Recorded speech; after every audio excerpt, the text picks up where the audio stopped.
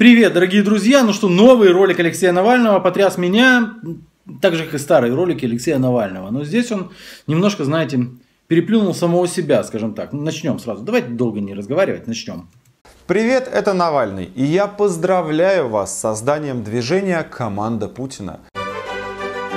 Ну, без дегенеративных вставочек для 12-летних ребят, ну, это вообще никак. Но я понимаю, на какую аудиторию работает, поэтому мы в конце поймем, на какую аудиторию работает. И это знаменитый хоккеист Александр Овечкин объявил о его создании.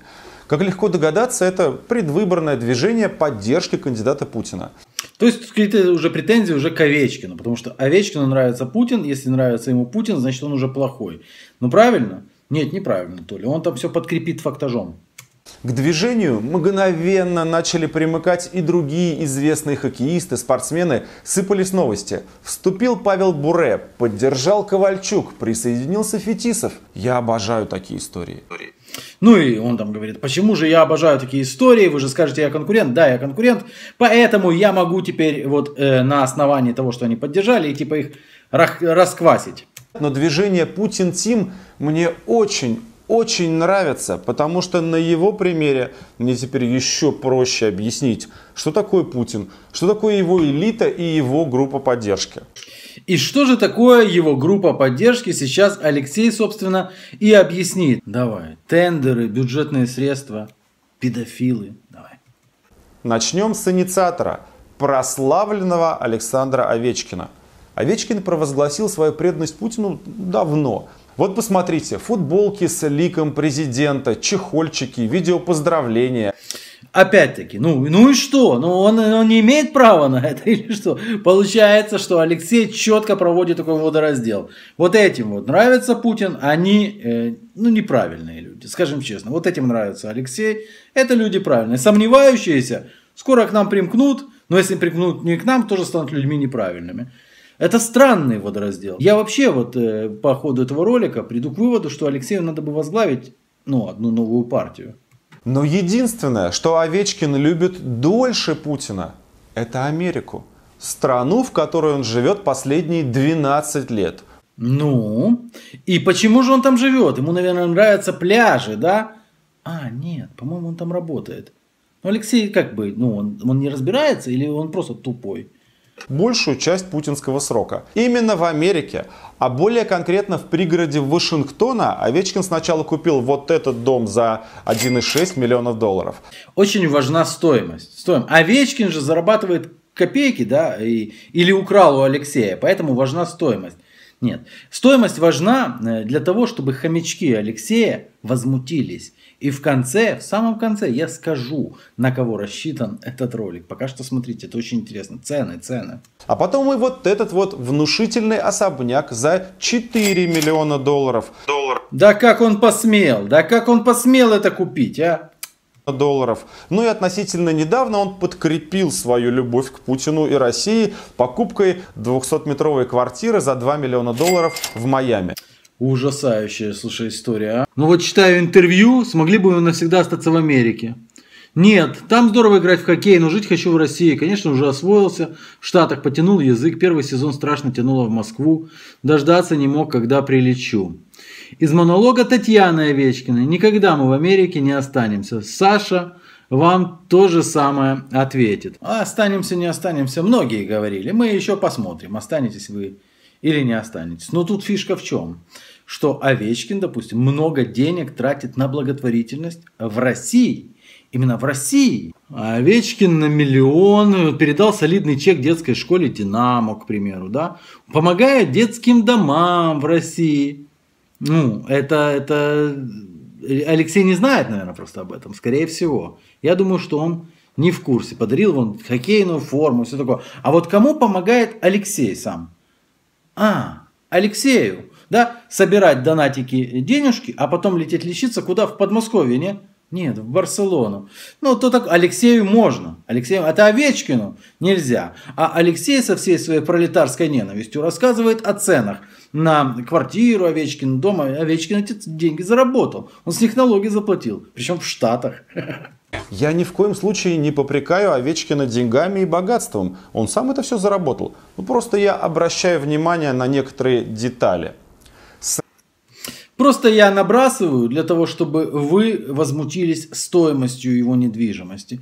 Для чего? Ну, потому что я вас считаю животными. Потому что португальцы, к примеру, ненавидят Криштиану. Роналду, который он купил дом в Испании. Вы представляете, более того, Роналду купил гигантскую квартиру в Нью-Йорке за 18 миллионов долларов. Все, португальцы уже просто презирают его, фу, плюют на него. И, конечно же, Роналду после покупки квартиры за 18 миллионов не имеет права поддерживать президента Португалии. Ну, логично. Сразу после Овечкина в команду Путина вступил Илья Ковальчук. Классный спортсмен. Ковальчук переехал в США еще раньше, в 2000 году.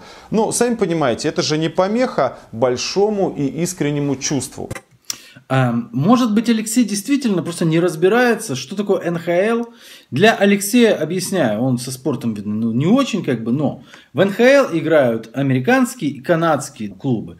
И он не мог не переехать в Америку.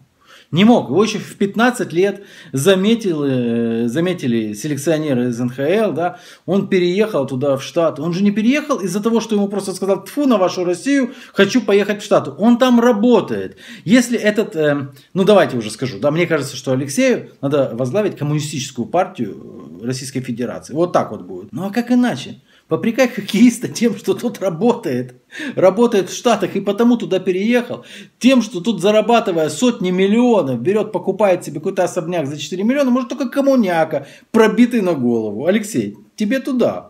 Все видят, какие перемены произошли. Мы помним ту Россию, которая была до Путина. Я считаю, что... Зачем это ты вставляешь? Если он переехал, он же может летать. Твои дети летают же, к примеру, да, месяц усовершенствуют язык. Кстати, там интересно, Алексей, когда его поймали на этом, он начал писать: всем советую, рекомендую, кто может, кому ты советуешь.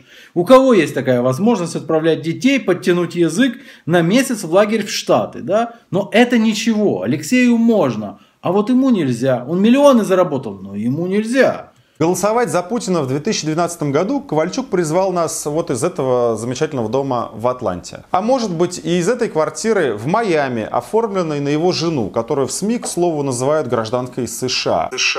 В СМИ, к слову, называют тебя гражданином Евросоюза и показывают там какие-то документы. Мы же не будем этому верить. Более того, при чем тут его жена? Ты как настоящий коммуняка решил присовокупить к нему еще и его семью. Этот прием будет использован в этом ролике и дальше. Хотя есть еще один вариант. За месяц до выборов 2012 года, на которых Ковальчук уговаривал нас голосовать за Путина, он купил почти за 5 миллионов долларов 350... Ну купил. И что? Что с того? У него есть деньги. Он взял его и купил. Это его личное право. Почему он не мог там купить? Зачем ты показываешь эти цены, коммуняка? 50-метровую квартиру вот здесь, на Фишер-Айленд, тоже в Майами. Илья, если ты раз уж пришел в таком... Но о чем Алексей не сообщает в этом ролике, потому что тупым хомякам это не надо. Да, так Ковальчук вернулся. Алексей запамятовал, да? Хоккеист Ковальчук покидает НХЛ и возвращается в Россию. Я просто очень хотел жить с семьей в России. Но самое интересное, что на сайте Алексея Навального показан вот этот вот дом. И там написано, там дом Ковальчука 2006-2012. А почему ты не рассказываешь, что в 2012 он продал этот дом? Почему ты не рассказываешь, что 5 лет назад он продал этот дом, а 4 года назад он вернулся в Россию? Многие вернулись бы. Он вернулся. А теперь смотрите, покажу вам трюк. Вот дом, в котором квартира у Ковальчука. Отходим ровно на 150 метров, и в этом доме живет еще один член новой команды Путина. Легендарный Павел Буре. О, еще один буржуин. Посмотри, где устроился, понимаешь, а? Вот так сюрприз. Вот его квартира, купленная за 3,6 миллиона. Подожди. Я не понял. Вот так сюрприз, это же всерьез? Вот так сюрприз, что хоккеист НХЛ живет в Штатах? Вот так сюрприз, Алексей! Ты что, совсем попутал? Алексей, найми себе каких-то консультантов, чтобы они тебе рассказывали, где вообще обычно живут хоккеисты Национальной хоккейной лиги. Может, они, ты думаешь, Летают на работу каждую ночь или что? С Россией. Миллионов долларов еще в 2007 году. У Павла есть еще одна квартира в Майами. Вот в этом доме, ну, чуть-чуть поскромнее. Буре уехал из России в самом начале 90-х, но потом, нужно отдать ему должное, он вернулся в Россию и даже вроде отказался от своего американского гражданства. Ну зачем ты это говоришь вроде? Ты же знаешь, что он отказался от своего американского гражданства. Шаг, ну, беспрецедентный на самом деле. Ты же это знаешь. Это же точная информация, что он от него отказался. Ну, вроде отказался там. Нет, просто хомякам твоим надо внушить, что вроде отказался. Да, потому что, ну, совсем об этом не сказать как-то не камильфо, а? Буре объяснил, почему отказался от американского гражданства. От американского гражданства я отказался еще больше года назад. Причина, во-первых, я русский человек. Всю жизнь говорил, что мой дом Москва. По словам Буре, американский паспорт ему не нужен. Хоккеист подчеркнул, что еще в начале своей карьеры в Национальной хоккейной лиге говорил, что своим домом считает Россию. Я отдал паспорт США, потому что оно мне не нужно. Я русский человек и живу в России, в Москве. Дело в том, что Минфин Соединенных Штатов Америки опубликовал список лиц, которые отказались от американского гражданства. И говорить о том, что вроде отказался, Леша, он отказался, а ты бы отказался. Но с Америкой его по-прежнему связывает как минимум вся семья. Брат гражданин США, который живет в Калифорнии и производит вино в долине Напа. А при чем тут его брат? При чем тут его отец? При чем тут... Зачем ты подтягиваешь всю семью? Вся семья уже должна быть в ответе? Нет, ты просто не знаешь уже, как бы доебать. Что же еще такое придумал? Он уже вернулся, да? Про Ковальчука забыл, Леша, сказать, но... Буре вернулся. И как бы, и что же как бы его зацепить-то, а? Тебя просто не устраивает цена имущества? Так пойди заработай. Ты же нигде не работаешь. Ты же пытался перепродавать эту древесину, да, рассказывая там о сырьевых олигархах. Ну у тебя даже это не получилось. Боже мой. Пожалуйста, не перепутайте с Анапа.